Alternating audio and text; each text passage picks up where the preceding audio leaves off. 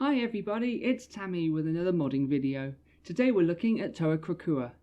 Krakua is a Toa of Sonic's introduced in the 2006 novel Time Trap during a segment where Toa Rakama receives a message from the future, a future which incidentally we never actually caught up with before the story was cancelled. He later appeared in the serials as part of the Order of Mutanui, often receiving orders from Toa Helrix. The original model for Krakua was built by a fan and was the winner of a LEGO Brickmaster contest run in 2006.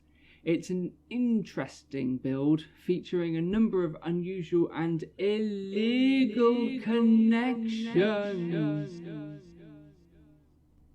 The mods I'm going to show you today add extra articulation and stability to the model and use some pieces that have only been introduced in more recent years. All of these mods relate to different parts of the model, so you can pick and choose them to your liking.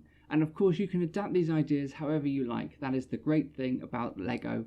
I'll go through these starting with the more minor mods. This one is not a design change per se, but you might have to make adjustments depending on if you're able to get hold of the pieces in the first place. Parts number 2854, a Technic engine crankshaft center. Rolls right off the tongue. Krakua uses 4 of them in black on the torso armour. However, this part hasn't been made in black since 2004 and wasn't in a whole lot of sets before that anyway, and since 2013 has only been produced in tan. If you like, you can substitute it with the more readily available dark bluish grey versions, which would fit the colour scheme.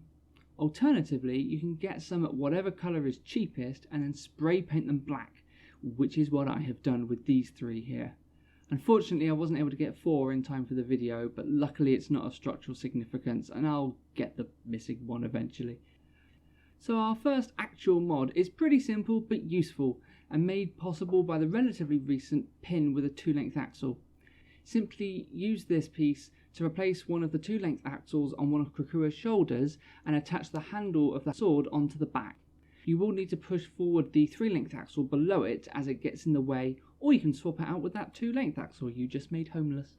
You can try implementing this elsewhere, but it's difficult to do any lower down due to the length of the sword. This one I consider a no-brainer if you have the part spare.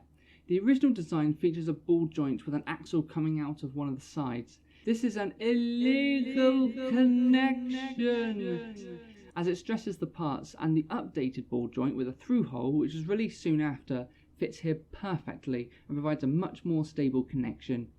It's also worth using this ball joint piece for the ankle in conjunction with a 5-length axle with a stop to prevent the foot dropping off at the ankle. You may also wish to consider removing one of the small lift arms to allow greater ankle articulation. The entire upper arm assembly is held together by a single 2x1 thin lift arm. This is at best very wobbly and annoyingly liable to fall off, and at worst it's possible that pieces will snap, bend, or otherwise be damaged. So I would recommend reinforcing it with a second thin lift arm on the front so that it mirrors the back. This will make the whole upper arm much more stable and easy to pose. If you're running short on these little lift arm pieces, then part 92907, this Technic connector replaces the 2 thin lift arms and also fills the gap beneath the Bohrok eye, making the upper arm look a little more complete. If you're finding the weird TV antennae style arms off-putting, I'm going to suggest a technique now that I wouldn't normally, and that is cutting a piece. Now there are a few reasons why I don't feel too bad suggesting it on this occasion. Firstly, the design of the model leaves very few options for alternatives without significantly changing the build. Secondly, the piece that we're cutting is a 2-length axle, which is a very small, very common and easy to get piece, and I imagine most people with a moderate collection will have plenty of these spare. Thirdly, the pieces will be cut and then reinserted so that the cut ends won't actually be visible. And finally, this actually results in fewer pieces being used, as one axle cut in half can do the job of 2 complete pieces. The main thing to remember here is to be very careful when preparing to cut any piece. Keeping a collection of snapped or broken pieces can be used as guides, and then grab your biggest, most powerful sawing tool, and then use a little hacksaw blade because these pieces are actually quite delicate. Moving on, the elbow joint features a common but technically illegal connect which stresses the socket joints. It also features a forearm made with 2 ball joints and an axle, which is prone to falling off. After considering a few options, including various rebuilds, I think the most straightforward option is simply to use a Toa Metru forearm piece.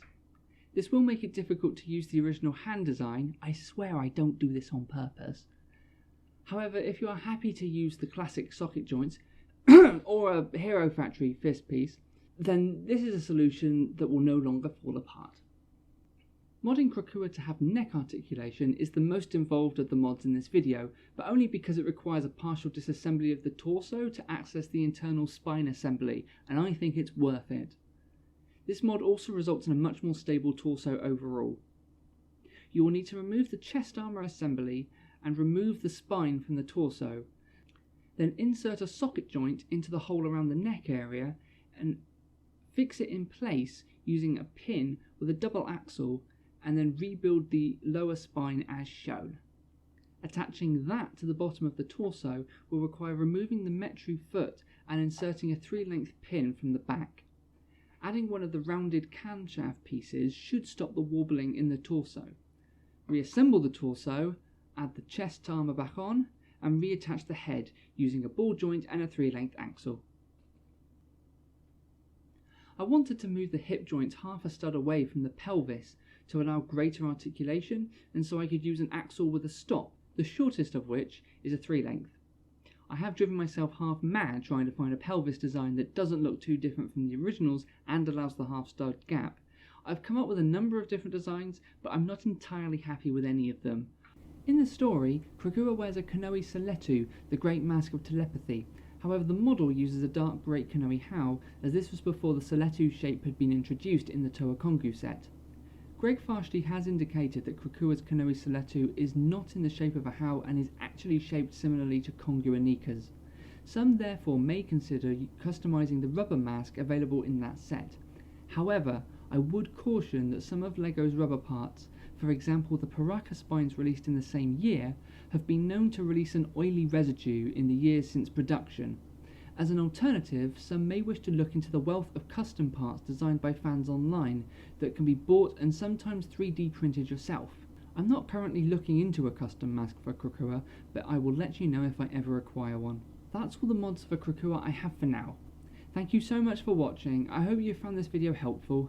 If you have any feedback, if you have any mods for Krakua, or if you have any suggestions for what you might like to see me cover in future videos, please do leave a comment down below and click the like button, or the dislike button. Apparently I upset at least a few people with my last video, somehow. But for now, this is Tammy, signing out. Hi everybody, it's Tammy with another recording video. Pulls that up already. And finally, this actually results in fewer pieces being used, as one cut piece can do the job of 2 uncut pieces. I'm gonna have to rephrase that. It sounds like I'm talking about circumcision.